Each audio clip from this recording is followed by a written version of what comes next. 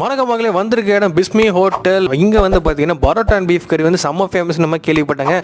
மாட்டிறைச்சி சும்மா ஆட்டிறைச்சி மாதிரி வெந்திருக்கு என்று கன்னியாகுமரி பிஸ்மி ஹோட்டல் பீஃப் கரியை பிரபலப்படுத்திய யூடியூபர்களில் இவரும் ஒருவர். கன்னியாகுமரி மாவட்டம் நாகர்கோவில் திருவனந்தபுரம் தேசிய நெடுஞ்சாலை அழகிய மண்டபம் பகுதியில் பிஸ்மி என்ற அசைவ ஹோட்டல் உள்ளது. இந்த ஹோட்டலுக்கு தனது நண்பருடன் சென்ற பிள்ளாங்கோடு ஊராட்சி கவுன்சிலர் வினோத் என்பவர் யூடியூபர்களால் புகழ்ந்து பேசப்பட்ட பரோட்டாவையும் பீஃப் கரியையும் ஆர்டர் செய்து சாப்பிட்டுள்ளார். பீஃப் கரியில் இருந்து துர்நாற்றம் வந்த நிலையில் சாப்பிடாமல் பாதியில் வைத்துவிட்டு உணவக உரிமையாளரிடம் பீஃப் கரி கெட்டுப்போயிருப்பதாக புகார் தெரிவித்துள்ளார். உரிமையாளர் அதனை கண்டுகொள்ளாததால் தான் ஆர்டர் செய்த உணவுகளுக்கு பணம் செலுத்திவிட்டு ஹோட்டலை விட்டு வெளியே நடந்து சென்றுள்ளார். வழியில் 3 முறை வாந்தி எடுத்ததால் உடனடியாக மருத்துவமனைக்கு சென்று வினோத் சிகிச்சை எடுத்துக்கொண்டதாக கூறப்படுகிறது. கொண்டு வைக்கும் போதே ஒரு ஸ்மெல்லு எடுத்து, சரி அப்போ ஏதாவது இந்த வெங்காயத்தினால இதனால் இருக்கும் அப்படின்னு நினச்சோம்.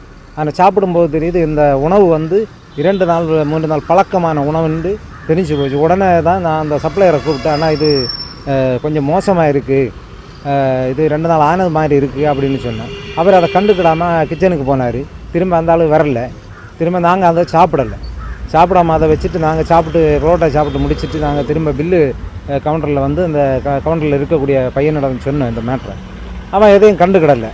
திரும்ப நாங்கள் பில்லை பே பண்ணிவிட்டு வந்தோம். அந்த டைமில் ஒரு மாதிரி வாமிட் மாதிரி இருந்து கொஞ்சம் தூரம் வந்த பிறகு வாமிட் எடுத்துட்டேன். அப்படி ஒரு 3 தடவை வாமிட் வந்துட்டு திரும்ப ஒரு ஹாஸ்பிட்டலில் போய் நான் ஒரு ஊசியை போட்டு கொஞ்சம் இதை மாறிட்டு.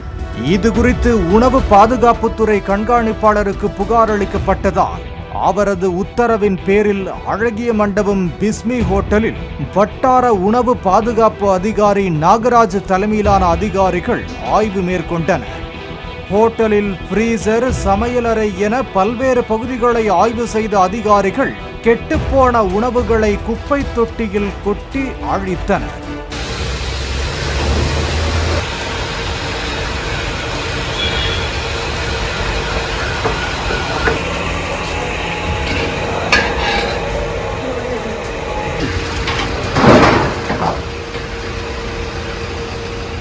உணவு மாதிரிகளை கைப்பற்றி ஆய்வுக்கு அனுப்பி வைத்ததோடு ஹோட்டல் உரிமையாளர் முகமது பக்ருதீனுக்கு நோட்டீஸ் வழங்கியும் நடவடிக்கை மேற்கொண்டனர்.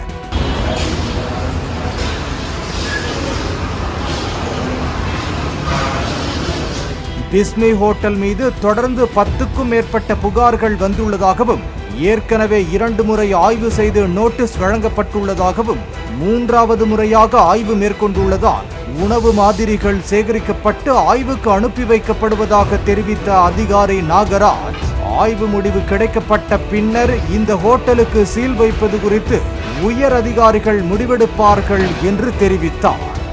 பாலிமர் செய்திகளுக்காக கல்குளம் செய்தியாளர் கண்ணன்.